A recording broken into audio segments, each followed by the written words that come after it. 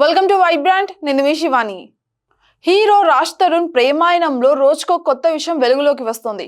రాజ్ తరుణ్ తనని పెళ్లి చేసుకుంటానని చెప్పి తనని మోసం చేశాడు అని మాజీ ప్రేయసి లావణ్య పోలీస్ స్టేషన్ మెట్లు ఎక్కింది.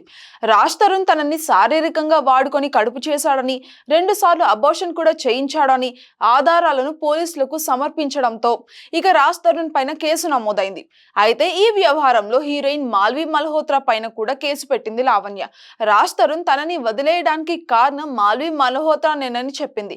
వాళ్ళిద్దరి మధ్య ఎఫైర్ ఉందని చెప్తూ కీలక ఆరోపణలు కూడా చేసింది లావణ్య. కాగా మాల్వి మల్హోత్రా రాజ్ తరుణ్లు తిరగబడరా సామి సినిమాలో జంటగా నటించారు.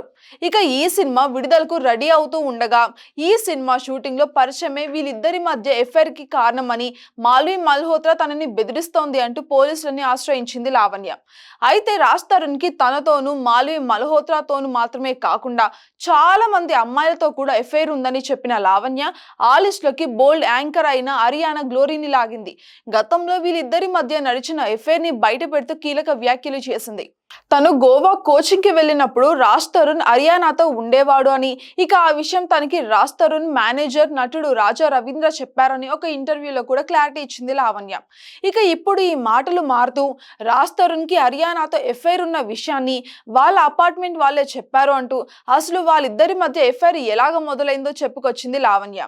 రాజ్ తరుణ్ కి చాలా ఎఫైర్లు ఉన్నమాట వాస్తవం, కానీ నాకు రాజ్ తరుణే కావాలి, ఎందుకంటే తనంటే నాకు చాలా ఇష్టం.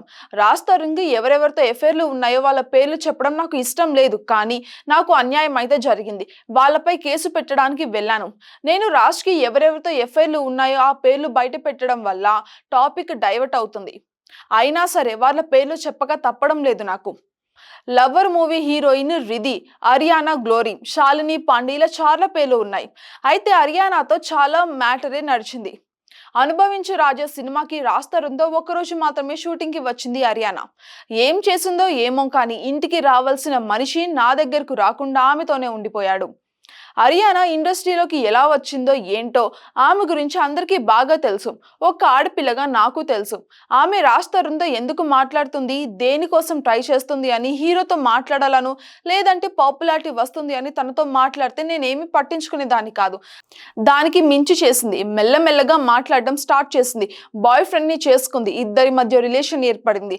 వీళ్ళ ఎఫ్ఐఆర్ నాకు ఎలా తెలిసిందంటే వీళ్ళిద్దరి చాటింగ్ నేను చూశాను కాబట్టి. వాళ్ళ ఫోటోలు కూడా నేను చూశాను. రాజ్ తరుణ్ నా ఇంటికి రాకుండా మణికొండలో ఉన్న అరియానా ఇంటికి వెళ్ళేవాడు.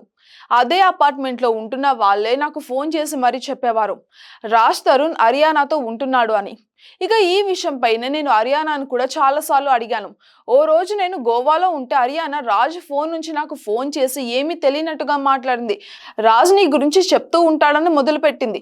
నా సంపాదన గురించి కించపరుస్తూ మాట్లాడింది.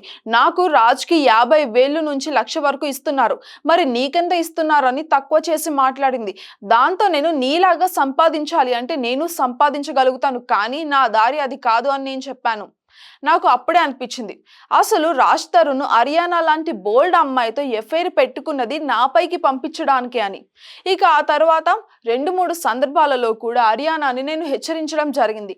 ఆ తర్వాత తను ఫోన్ చేసి సారీ చెప్పింది అంటూ అరియానా రాజ్ తరుణ్ల ఎఫ్ఐఆర్ ని మరోసారి బయట పెట్టింది రాజ్ తరుణ్ మాజీ ప్రేయసి Lavanya. For more updates subscribe to Vibrant.